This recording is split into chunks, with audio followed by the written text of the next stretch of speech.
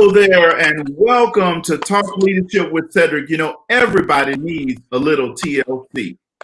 Talk Leadership with Cedrick is where we focus on leadership and personal growth with business leaders, educators, and local thought leaders. Our goal is to introduce our audience to leaders who are making an impact with innovative ideas. Our guiding leadership principle is the law of contribution. The law of contribution says growing yourself enables you to grow others. You can't give what you don't have. So first, we must grow ourselves in order to grow others. We believe outstanding leaders like yourself will help us to help others. So tonight, we have another dynamic leader with us in session. Every week I like to do an introduction of our guest. So let me do an introduction of our guest. Marshall Semien is a licensed attorney in Lake Charles, or has been a licensed attorney in Lake Charles for over 28 years. Marshall is a proud graduate of Washington High School and LSU Law School. And he is a practicing attorney with Semien Law Firm, who is dedicated to providing comprehensive and ethical, high-quality legal representation using state-of-the-art technology and traditional legal resources to deliver professional legal services in a cost-effective manner. The firm was founded in 1999 by Marshall Semien Jr. and is located on the Riverside Sanctuary overlooking the beautiful Calcasieu River in Lake Charles, Louisiana. In representing his clients, the Semien Law Firm brings to bear an arsenal of legal, practical, and economic resources to ensure delivery of the highest level of professional services. So let's welcome Mr. Marshall Semien to the show. How you doing, Cedrick? Hello, everybody. Well, thank you for joining us. I'm doing great. I'm excited about having you here tonight. And I know that we were planning to talk about this enterprise extension project, but hey, share with some great news with the audience, and then we'll still go through and talk about this.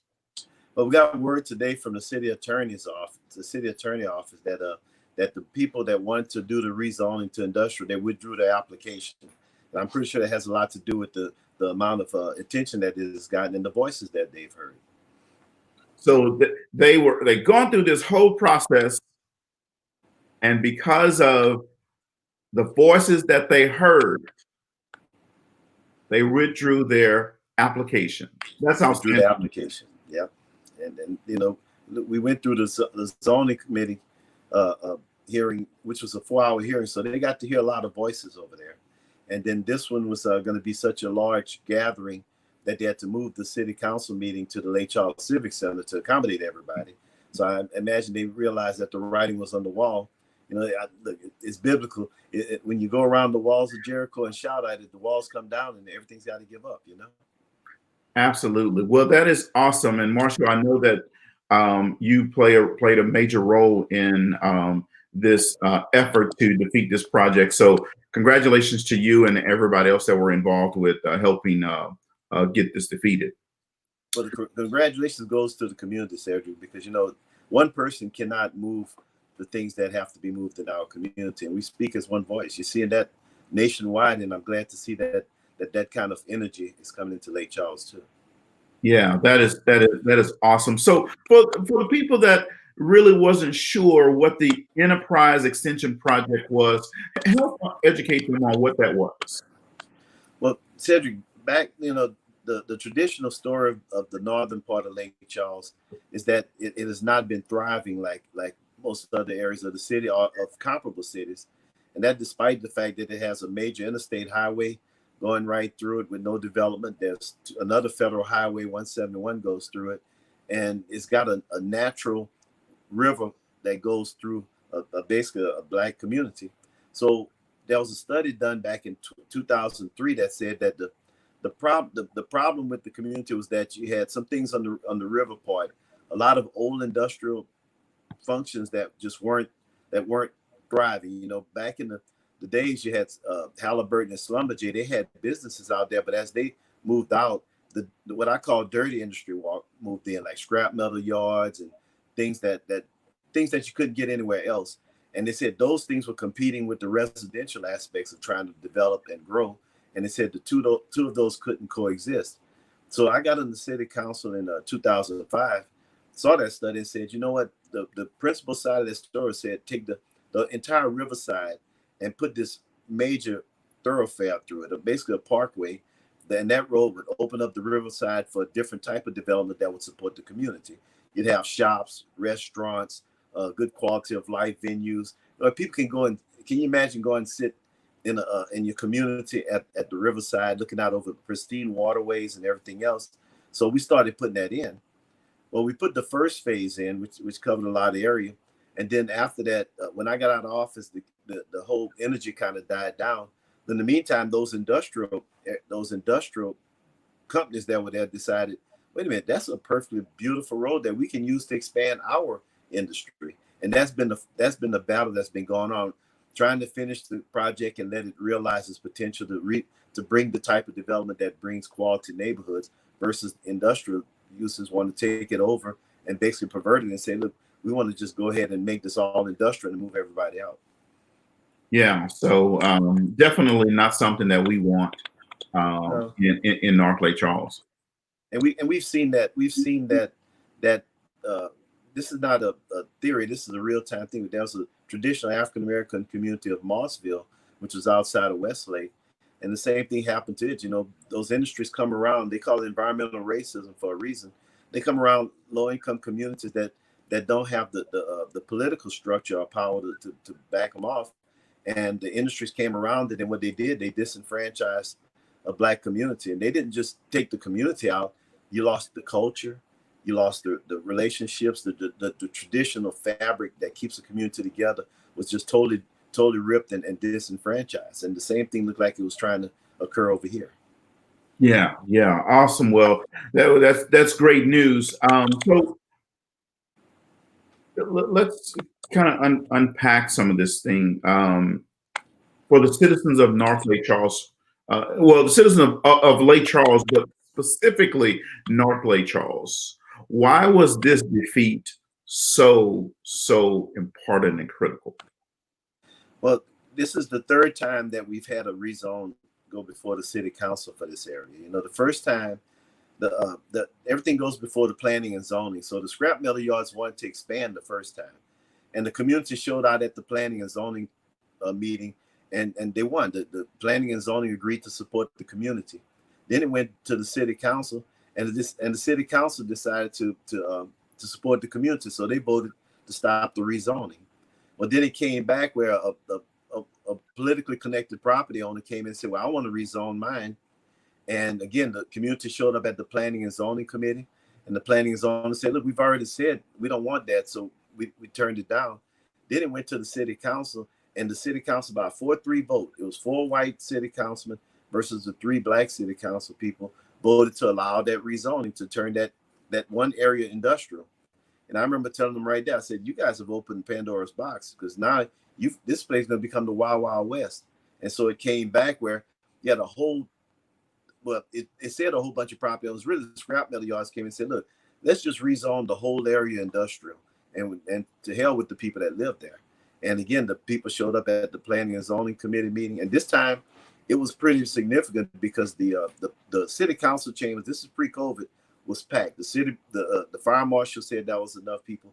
The lobby in City Hall was packed. The fire marshal said that was enough. You had an overflow group in the outside in the parking lot. Now, the time I had served on the city council for years, and I've never seen that kind of turnout.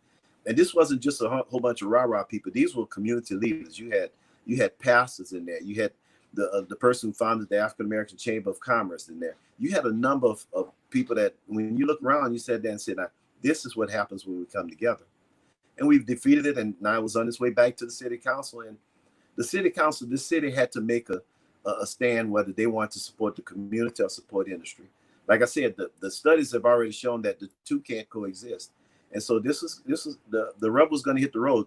This city was going to have to decide whether we're going to support the African American community, the North Lake Charles community, or whether we're going to just sell them out to industry and destroy another traditional African American community like the Mossville community was done.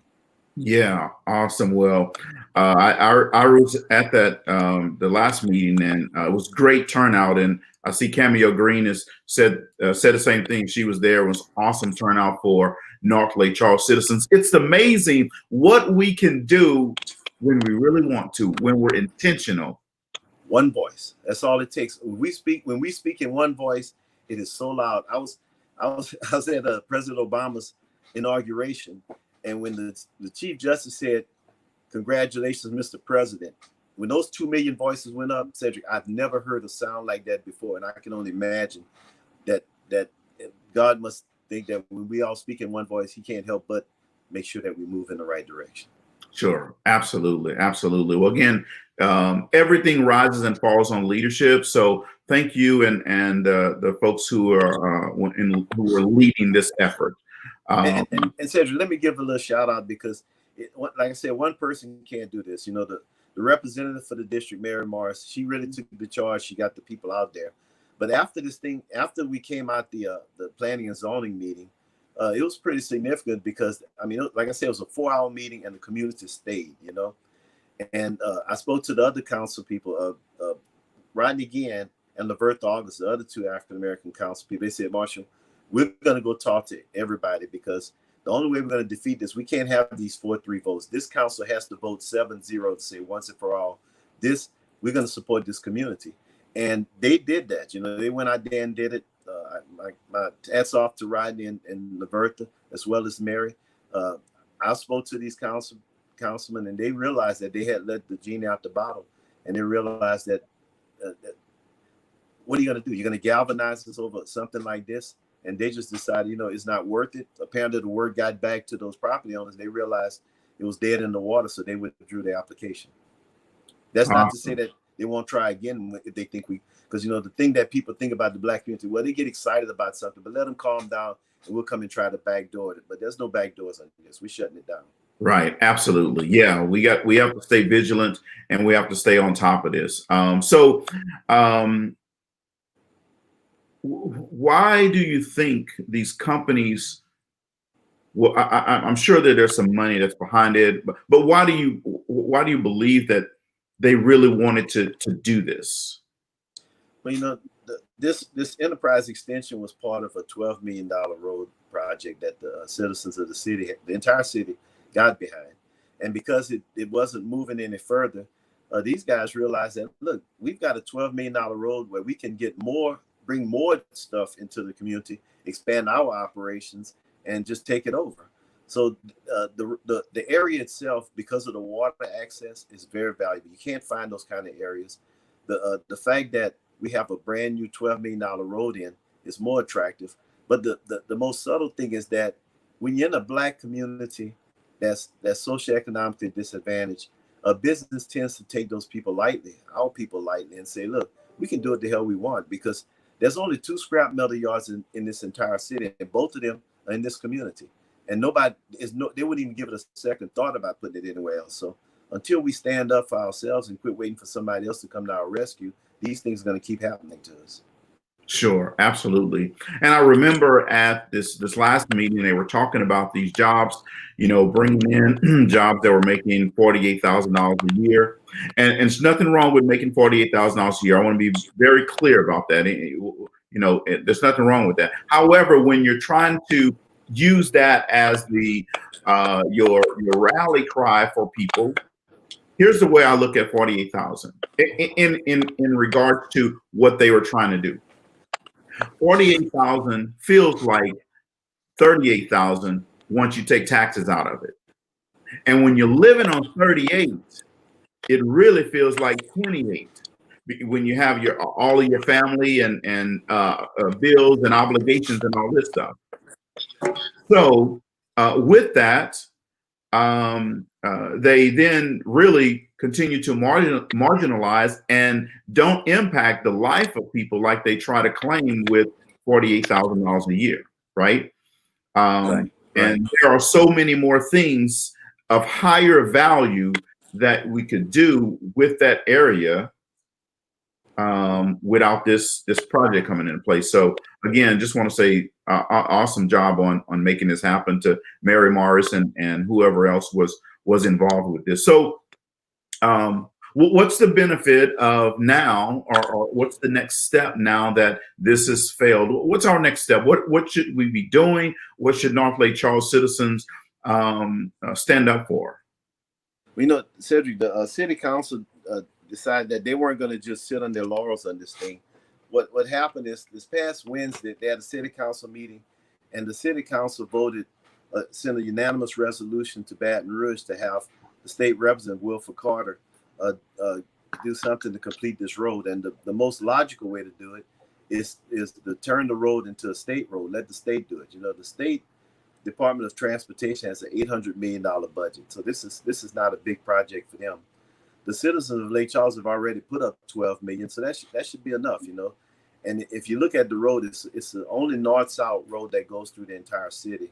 And it connects two federal highways, which means that there's all kind of federal funding that the state can acquire that the city can't really acquire. And also because it's the only north-south route besides the 171 corridor, it gives a hurricane evacuation route, which makes it even more attractive. So the city passed a resolution to send that to Judge Carter, and I've spoken to Judge Carter. He's excited about it because we're going to try to do that. But the other thing is, one of the arguments that was made was, you're right, about economic development. And I want to make it clear that the community is not against economic development, but we are for progressive development that's going to help, that's going to blend in and strengthen the fabric of our community. I give you a classic example. Right down the street on Opelousas Street, SWLA Center for Health Services provides health care services for people that are uninsured, underinsured, and even have insurance. That model has been so successful that they've replicated it. They have a satellite facility in Lafayette, in Crowley, and in Oberlin, of all places. And these are healthcare professionals. So these aren't minimum wage jobs like fast food or anything else. These are health professionals. And the number of African-American doctors in the city, most of them, their roots originated with SWA Center for Health Services. So those are the kind of businesses that we can attract into our community and support. And we don't need to just be relying upon the scrap that's left over, literally, the scrap that's left over to come into our community and define us. So, you know, there's room on that river for restaurants, you know, bars. You can have entertainment. You can have any number of different things. You can have professional offices. Why should I have to go in 210 and go all the way across town to get my insurance done or to do my banking when there's a venue right here on a beautiful waterfront to do that? So that's what the bigger picture is that we're not a destitute African-American community. We have basically all the resources that any major city would die over. And we just need to develop it. Sure, absolutely. And this is where next step planning comes into play. And so you said the city council voted to have this turned over to Representative Carter to try to help get state funds and federal funds for this project. That's right. And that was a 7-0 vote. So that tells you right there where the support is. Plus, we had spoken already to the DOTD secretary, who's Sean Wilson, who's actually a brother, very well thought of guy. And he came to Lake Charles and he thought it was a great idea. So let's see where that goes, you know? Yeah, that's awesome. Hey, Marshall, paint the picture for residents on, because I know you were involved with some studies, I think back when you were in the city council. Paint the picture for residents of what this could look like, both from a traffic, financial standpoint, financial impact standpoint, if this comes to fruition. Well, you know, the city council had Ernie Broussard, who's the former city planner, do a study through his company to find out what would happen if the road was completed, whether the road would actually connect to Highway 171. So what you would have would be a parkway connected from 171 to I-10 that goes up and opens up the entire riverfront for development. Ernie Broussard's numbers were pretty astounding. He said that road connected would generate $1.2 billion worth of investment. We have not seen that kind of investment in this community. And the beauty of it, Cedric, is that you've got I-10 going through the community. You've got 171. And then if Enterprise Boulevard connects those along the river, you will have a triangle of commerce, and your traditional neighborhoods would not be disturbed. So if we can bring $1.2 billion worth of investment into our community, and that's the shops, the restaurant, the healthcare centers, the professionals, and everything else, we have all the services that we need to make a robust community where instead of people wanting to move out to other places and go to older neighborhoods that have already had the life lived out of them, you'll see us staying in our communities and thriving. Yes. With that, we know that when a local community is thriving, we know that that also has an impact on not only just the economy but also local schools, Yes. right? I mean, if people live in the, like right now, when that study was done that said about the industry and building the roadway, and looked at it, said, the problem that you run into is that so many people have moved out of the community. You've got a lot of adjudicated properties. Other people have come in and bought behind them and turned those into rental properties. And so now you've got a pretty transient population that's not there, and that's going to affect things like school performance issues. It's going to affect job opportunities. But once you give a good foundation, a strong foundation for a community where people are starting to come in and invest, they're buying homes. If you own a home, now you're concerned about how the schools are operating. You're concerned about crime in your neighborhood. You're concerned about helping your neighbor. And that's the American dream that we need to participate in and be a part of. And we don't need to wait for anybody else to do that because it's right here in our doorstep. Sure, absolutely. Well, that's awesome. So would this connection, Marshall, be a connection from Enterprise to Fitzenrider Road or some other route to connect 171? But the route that the second phase that we looked at is right now it ends on First Avenue. The second phase was to continue going down First Avenue. You run into the St. Mary Drive housing projects, but in the backside of it, they had closed a lot of those because the ground was sinking. So the perfect solution is to bring the road around there. It's the housing authorities, so they would gladly give the right of way. Then the road would start turning around through the woods and come back to the east. And if you ever go down Goss Boulevard was a 4-lane boulevard too, and then it just stopped. Well, the Enterprise would come through those woods and connect at Goss and start 4-laning going north to Fitzenrider. Once it got to Fitzenrider, you could put a traffic circle. You're seeing traffic circles come up all over the place. One side would go to Riverside Park. That's why we put the park there to help people vision what the Riverside looks like. And the other side would go down Fitzenrider Road. Now, coming down Fitzenrider Road, you have Conbury Fondale Elementary School. And people were worried about that, but that would be a matter of putting a traffic signal right there at Pear Street with the cross boxes that come down and plus crossing guards to make sure that happens. Then it would continue down. Now, once you got to the Martin Luther King Center, which is the corner of Semien Street, it becomes a lot tighter trying to go down Fitzenrider there, but there's a pipeline that goes right through the woods there and connects to Conoco Street. So if the road connected to Conoco Street through those woods right there, then it will connect to 171, and then that would be a major interchange because that would be a transformational interchange. And what that would do is that would help the north-south traffic go into the neighborhood, through the neighborhood, stop. It would help the 171 corridor because the northern part of the parish would have road because it would alleviate a lot of the traffic concerns. And then you open up probably some of the most beautiful property for development. And it's on the riverside where even where I am here on the river, I'm right on the edge of the river. I don't even need flood insurance. I'm the equivalent where my feet stand on the grass. I'm the equivalent of being on the third floor of a building over that. So it's a no-brainer. It should be done. It needs to be completed. And once it's done, the next thing is going to be getting our businesses the opportunity to participate in that. We've got a lot of businesses they're marginally doing it, but we're marginally making it. Some are doing better. And we're going to have to start putting together incubators and community development financial institutions and get the red line off this community and really make a fair opportunity for everybody that wants to achieve their dreams. Because that is the American dream. Absolutely.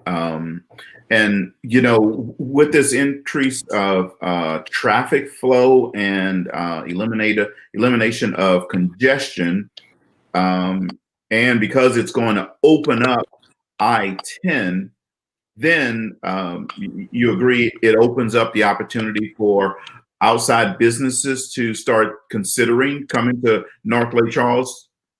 Yeah, and I would hope that when those businesses would come in from wherever they come, that they will partner with people in the community, not just giving jobs and stuff, but actually taking on people who want to invest. If people have property and somebody says, look, I want to do something on your property.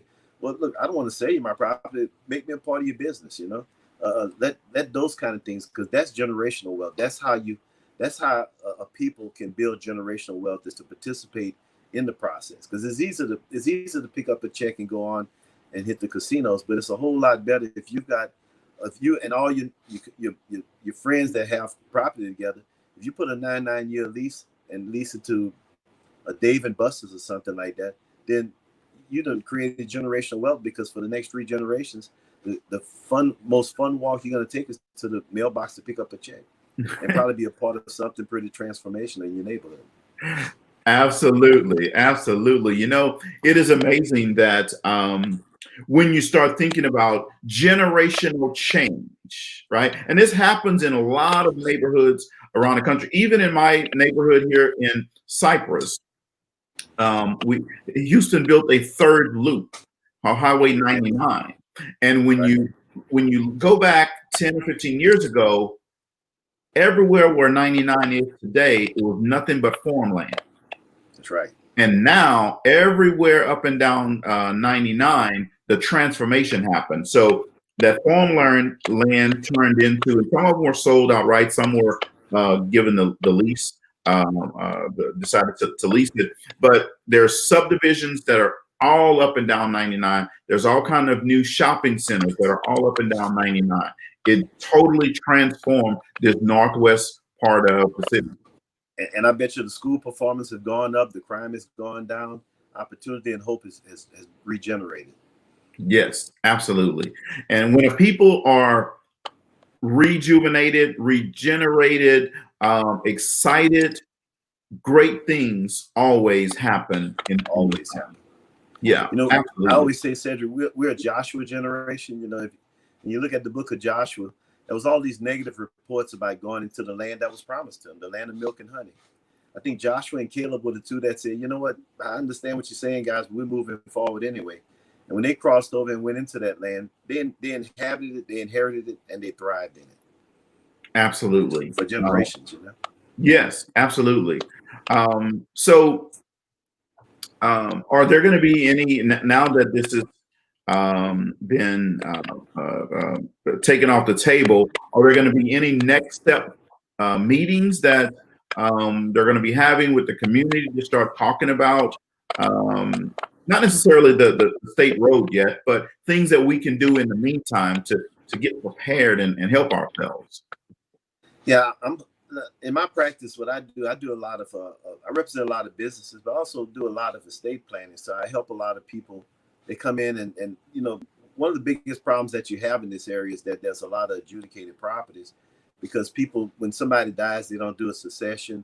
And by the time they decide that, oh, we need to do something with this property, they have to do so many successions that it costs more to keep the title clear than it is to keep the land.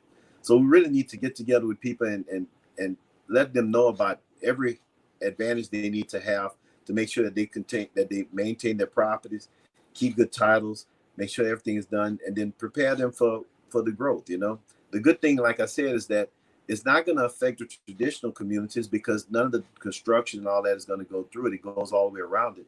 But at the same time, when the time comes, you know, people worry about gentrification and things like that, but that's steps you can take to make sure that doesn't happen to you. I mean, if you're over 65, just freeze your property assessment, you know. But there's all kind of things that can happen there. But the whole idea is to prepare a community for that kind of change, because the one thing that you always know is that change, even good change, kind of, when people don't understand it, it really scares them. So you need to take all the guests out of it and let people know this is where we think we're going to go. This is how we need to get there. And empower them to participate, because it is our community. Sure. And what's the best way, Marsha, do you think, to help educate, especially our older residents, right? Right. They may be alone and afraid to trust anyone. So what's the best way we can, specifically in North Lake Charles, help our residents better understand the opportunities that lie ahead for them? Well, we have to show them real examples. I mean, I can talk to people all day, but you know, we're very visual people. If you can't show us where I'm telling it, it's all just words. So if you look at what, for instance, what Magic Johnson was able to do in South Central Los Angeles, just by bringing his movie theater chains in there and bringing a whole bunch of investors, they were able to transform entire blocks of neighborhoods. You're seeing the same thing happen in North Dallas. So this is, you've got an example all over the country of communities taking their communities back and thriving. But the one thing that you can show the older people that nobody else can show them is that these communities are doing that with much less than what we have to work with. A lot of these communities don't have rivers in them. They don't have riversides in them. They're not on 100-year floodplain lands. They're not near interstates and things like that. And if they're able to thrive with much less, just think about what we can do with much more. Absolutely. So, I mean, you bring up some great points and some great examples of this being done in other areas of the country. Obviously, this is a passion for you. It sounds like it.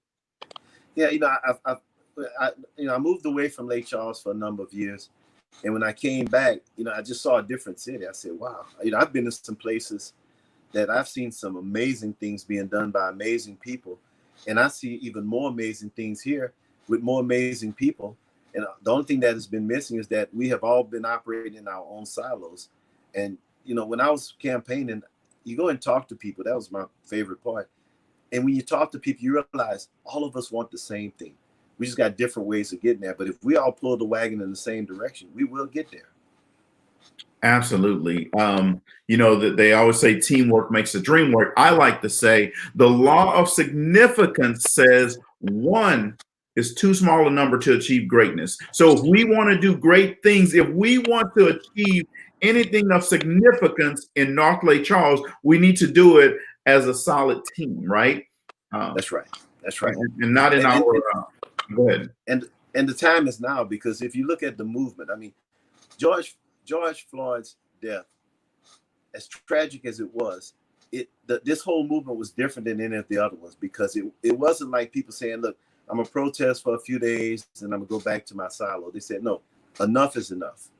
And that power, the strength and momentum that came from that was so powerful that the one black NASCAR driver said, "We need to do away with Confederate flags," and it was done.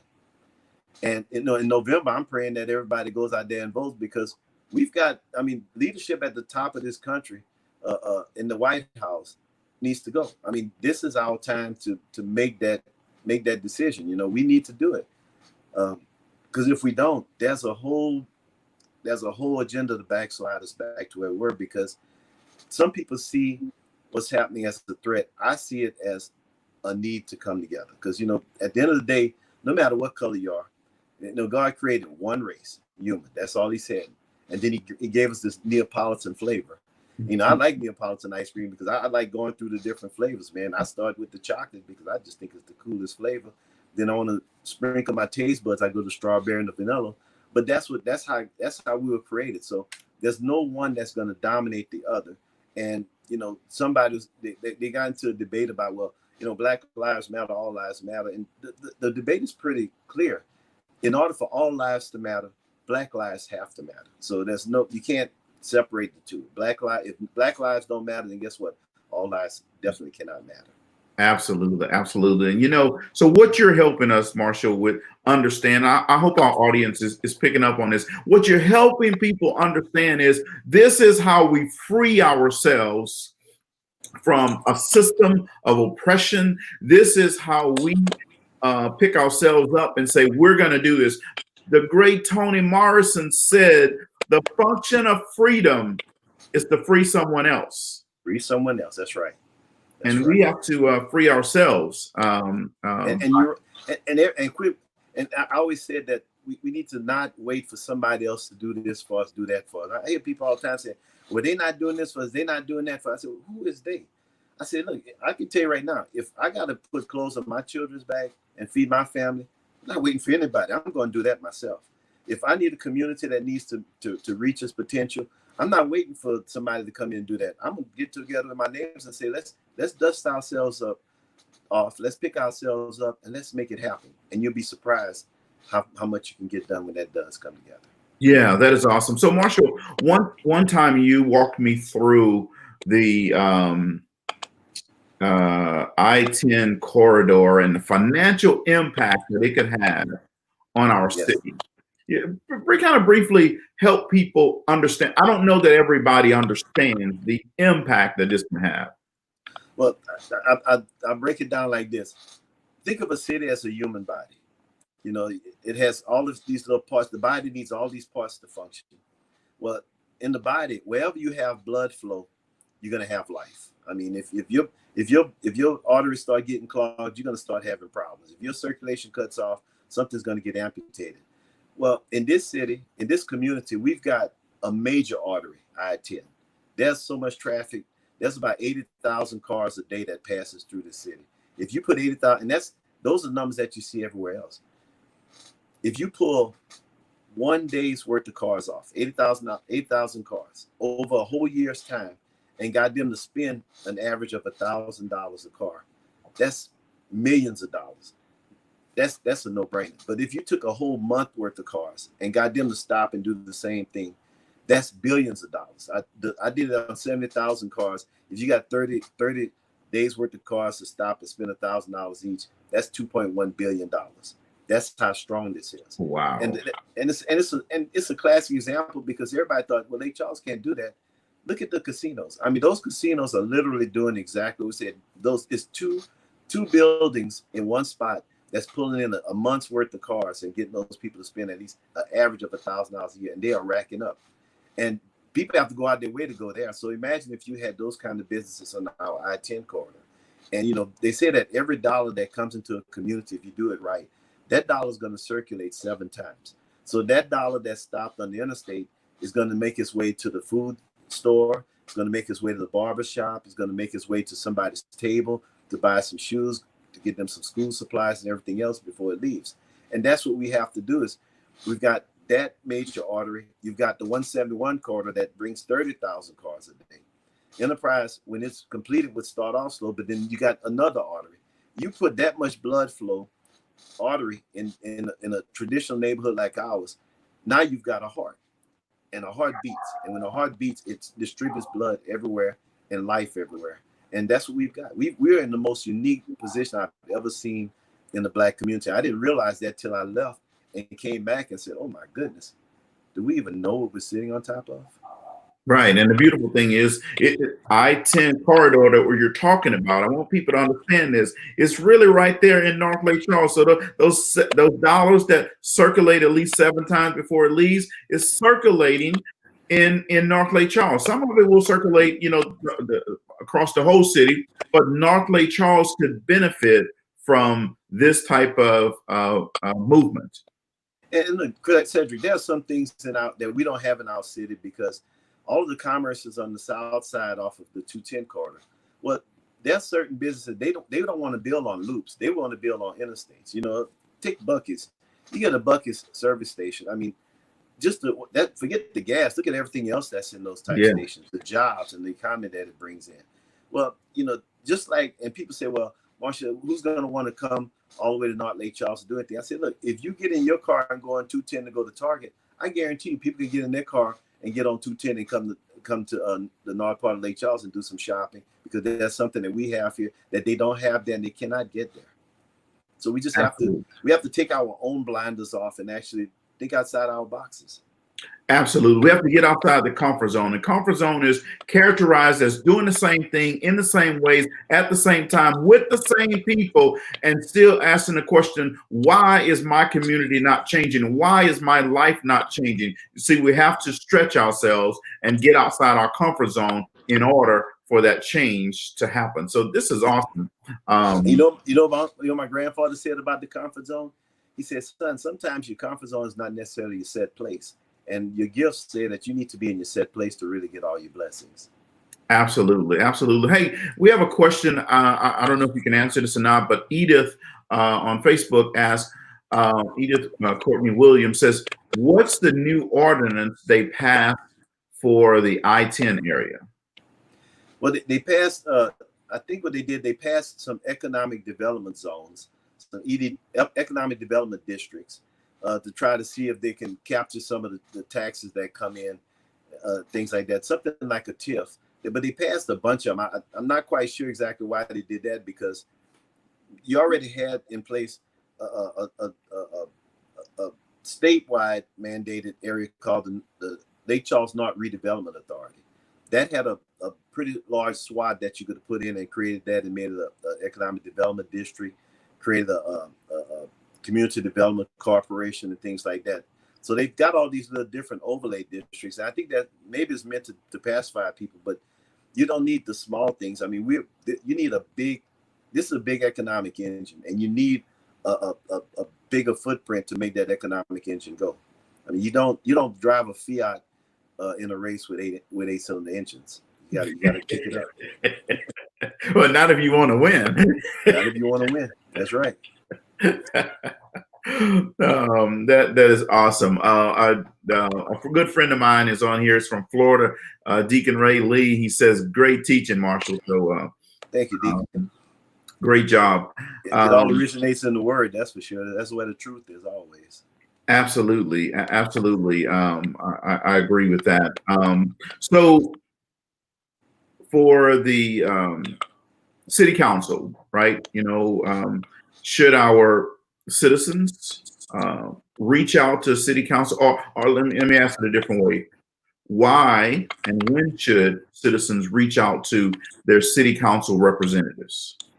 I think anytime you have a question or you have something that you want to say, call your city council representative.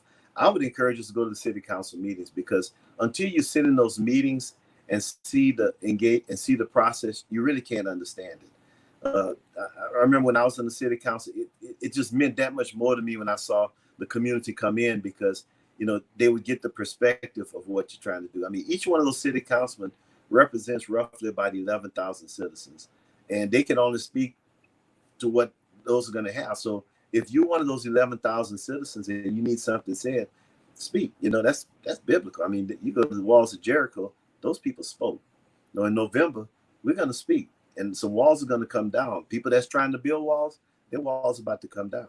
And that's the only way you can do that. You have to communicate. God gave us 2 ears, 2 eyes. I think you told me about that, but 1 mouth. And when we speak with that 1 mouth and that 1 voice, the 2 ears have to listen, the 2 eyes have to see, the 2 nostrils have to breathe. Okay, I agree with you, and definitely like that philosophy. So, Marshall, you know a lot about this stuff, and we talked about it earlier. It's a part of your passion, but why? Why is it so important? I do this every day. In my law practice, I represent businesses, small, large, medium. I see people come in and they have their dreams. They have a vision for their future. They just need to know how to get there. So we roll up our sleeves and we make it happen, I mean, you've got any number of businesses. SWLA, Center for Health Services. I've been representing them, and I've seen them grow exponentially just because they're single-minded about what they do. But I also represent Christus Hospital, the Common Grounds Coffee on Ryan Street. She was in Gillis and decided that she needs to move to another place. Got that done, and that is going to be the most popular coffee house in town. You look at Meek's Lounge. I mean, we've got a number of businesses out there that people just took a chance, took a shot, and did what they need to do. I tell people all the time, the elderly crowd, those of you that have retired with $1 million pension, you're potential investors. And somebody told me, "Oh no, I got to live off of this." I had 3 gentlemen come to my office one day. They had gotten laid off, and they were worried about whether it was age discrimination. We looked at it, and the company did everything they did, but they gave them each a severance package of like $75,000, which was a year's salary. And they said, "What am I going to do with this?" I said, "Have you ever thought about investing?" And they're like, "Oh no, we got to live off of this." I said, "It's not going to go that far." So I said, "Look, there's a gentleman that wanted to open a coffee shop, restaurant in Lafayette, downtown Lafayette. He went to the bank, and the bank told him no. And I helped him with his business plan. It was excellent. So I said, let's get together with the guy. So they got together with the guy. Now it was 5 of those guys. He needed $80,000 to get his project started. So I told him, y'all need to each put up about 20. So, I can't do that. I said, no, don't put up your money. I said, take your 20,000, put it in the bank, get it, put it in a CD, and you can borrow against it because that's prime plus 2, and then it's to him. Now he needs the money, so he's going to pay you a higher interest rate. Well, lo and behold, the guy goes, he gets his 80,000, he starts his coffee shop. The CD, their money's still in the bank, earning money for them. And after a while, they said, Marshall, we got this. He only needed 80. We gave him 100 because it was 5 of us. Let's have a celebration. I said, no, take that 20 and pay that back to the bank. That's the first note, pay it. They did that. Next thing you know, they called and said, Marshall, what's going on? The bank doesn't want to talk to us. They're not returning our calls. What did you do? I said, well, look, remember, I told you to get an amortized note that says how much interest and principal you're paying. I said, well, look, you took the bank's own $20,000 and paid that back to them. And look where it took you to know that. So whatever their interest rate was, by the time we recalculated it, they were paying less than 1%. So I know it's a lot of stuff coming, but they had a CD in the bank. Their money was already in the bank earning money. They had lent the bank's money to another guy that was paying them a high percent. And plus it basically cost them nothing. So those guys were like, oh my goodness, man, let us know when there's another project. But we need to start thinking like that, because every dollar that you have in your pocket is your employee. You need to put it to work. Absolutely. Well, that's a great lesson, Marshall, in explosive growth. And I call it moving the commas, right? Moving the commas is moving the commas in your dollars. And that's explosive growth, right?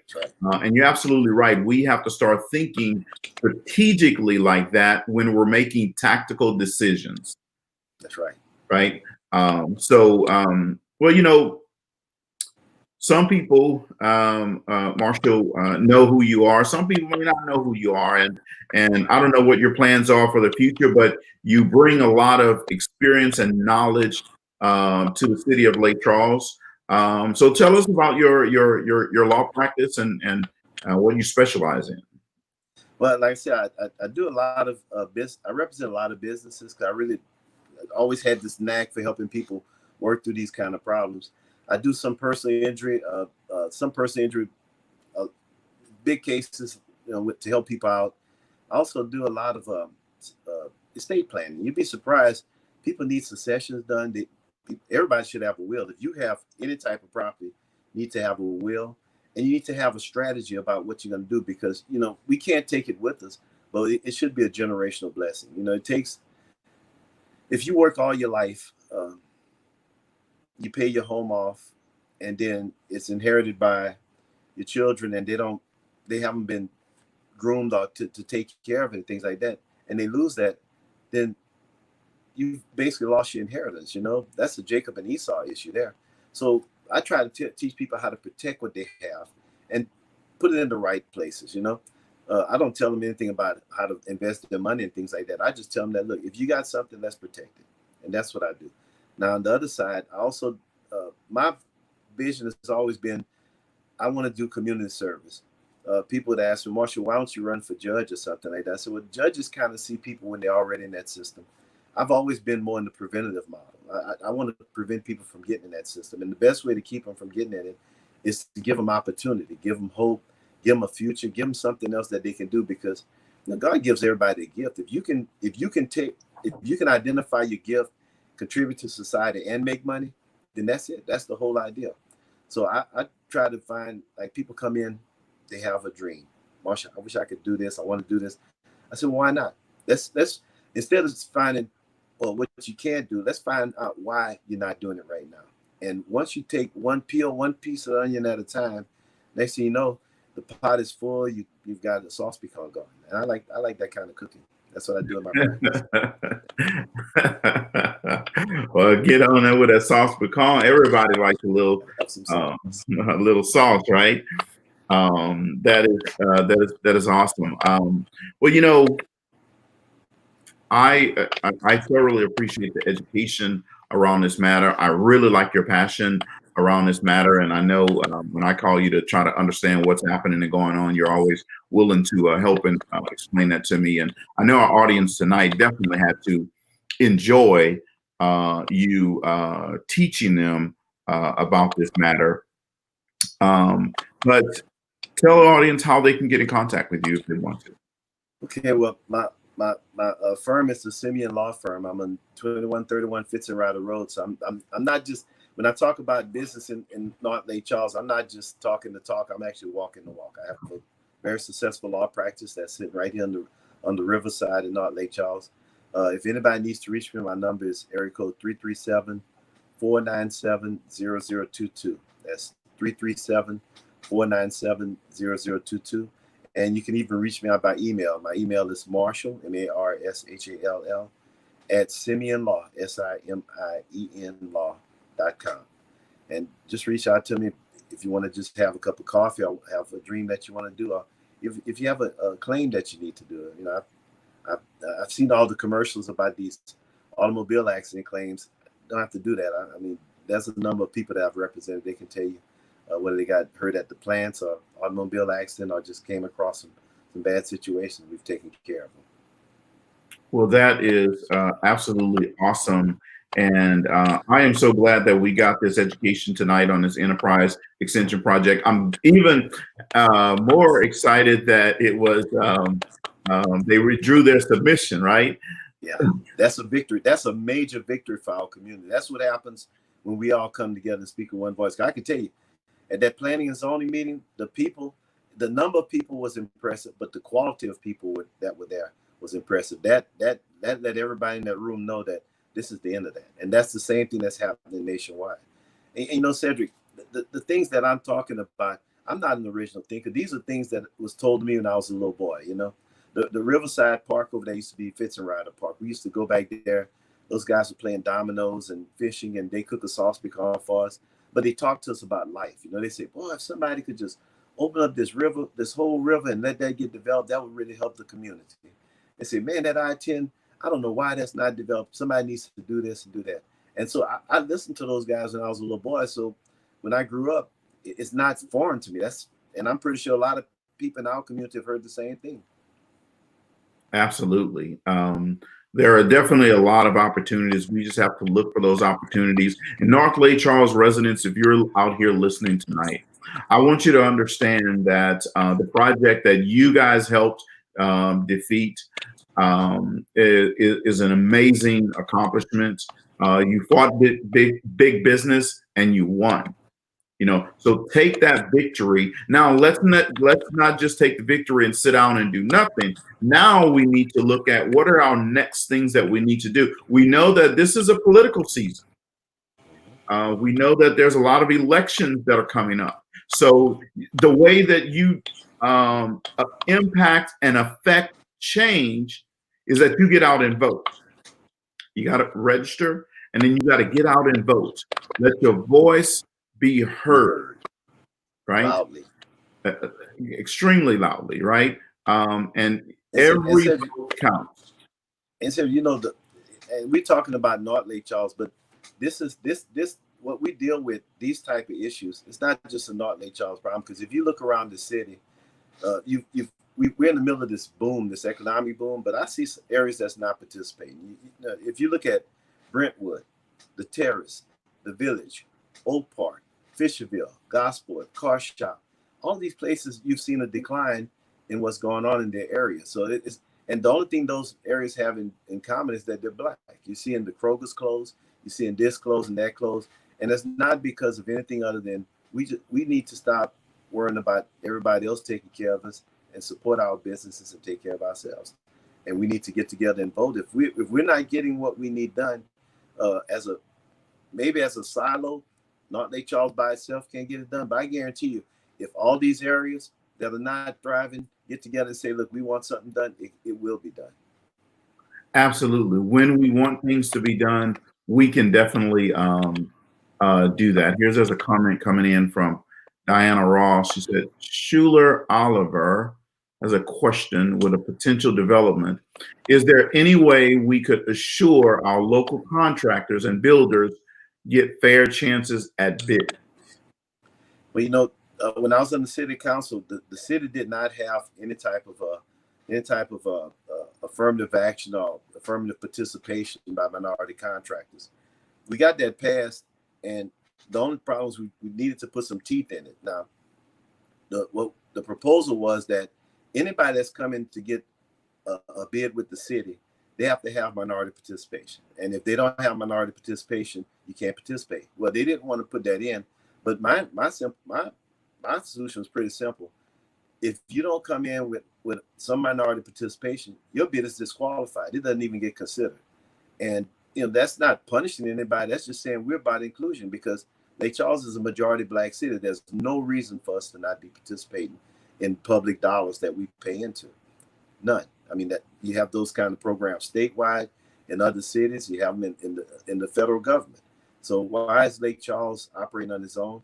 We can't do that. But there is the ordinance on the books. It just needs to put some teeth in it. And that's it. That should be that if you come to bid and you don't have minority participation, I'm not talking about like, oh, this is the person that sweeps my office, but substantial minority participation, then your bid is disqualified. And if I have a second, I'll give you a real-time example of that. Yeah, absolutely. In Atlanta, when Maynard Jackson became mayor, Atlanta was, Georgia's a different state. And at the time when Maynard Jackson became mayor, the big project that was sitting out there was Atlanta Hartsfield Airport. And Maynard Jackson said, I want 30% minority participation. And these people said, you must be crazy. You just the mayor, you sit there, and we're making all the money. You just sit back and just manage your people. Well, the council kept passing contract after contract. Maynard Jackson refused to sign them. And if the mayor didn't sign the contract, guess what? It didn't happen. So for his whole first term, 4 years, he refused to sign the contract. A lot of those guys who thought they had the upper hand, they had already financed equipment. They started going out of business. So by the time Maynard Jackson ran for re-election, and he was going to get reelected, those guys came up to him and said, look, we see the future. Okay, we're all right with 30%. And Maynard said, well, back then, that was a ceiling. Now that's a floor. And now you look at Atlanta, you don't have those problems at all anymore. Everybody participates. See, that's the power of making an impact, being a visionary, we say that the law of navigation says anyone can steer a ship. It takes a leader to chart the course. Leaders see before, they see more, and they see farther than everybody else. Right? Yep. And we know that everything rises and falls on leadership. And leadership has to have a vision, because of people without vision will perish. Absolutely. Every day, all day, and even on Sunday. Absolutely. I hope that answers the question, though, because you're right. For us to participate, we need to that needs to be part of the whole qualification. If you're sitting there saying I can't find any minority Black contractors to participate with all the people that I see working on these projects, then shame on you. And I say this to our Black contractors: don't go in there with the mindset that I got to be a sub on any of this stuff. Go out there and be the prime. Go get the project, and then let people come to see about letting you hire them, because that can be done too, and that is being done. Absolutely. Yeah. Don't marginalize yourself. Right. I heard them talk about, like, well, they require a bond and workers' comp and everything like that. And I tell you what, you don't have to go worry about the banks and stuff. I tell my brothers that I told already that retirement plans, guess what? You are potential investors. Bond out these projects. Get a percentage of the contracts. Just be the bonding agent. Just be get the workers' comp and be a part of that contract. And when you build all those people and build those pieces together, you're gonna make a major ripple in the waters around here. Absolutely, absolutely. Well, this has been an awesome session. I am so glad that we did this session, and we still kept the session even though the company pulled their submission. So this has been awesome education for our audience. If you enjoyed this, if you learned something, if it's going to impact you, I just want you to type yes in the comments to let Marshall know that the information he provided to you tonight was worthwhile, was valuable, and it was worth you taking your time to listen to him tonight. So thank you guys very much. And I'll say congratulations to our community on a well-deserved victory. Don't let it stop. Absolutely. And I heard someone say this before: if you're not at the table, you're on the menu. So don't be on the menu. That's right. So, we will see you next Monday night for Talk Leadership with Cedrick. Remember, Everybody needs a little TLC. Thank you. Everybody.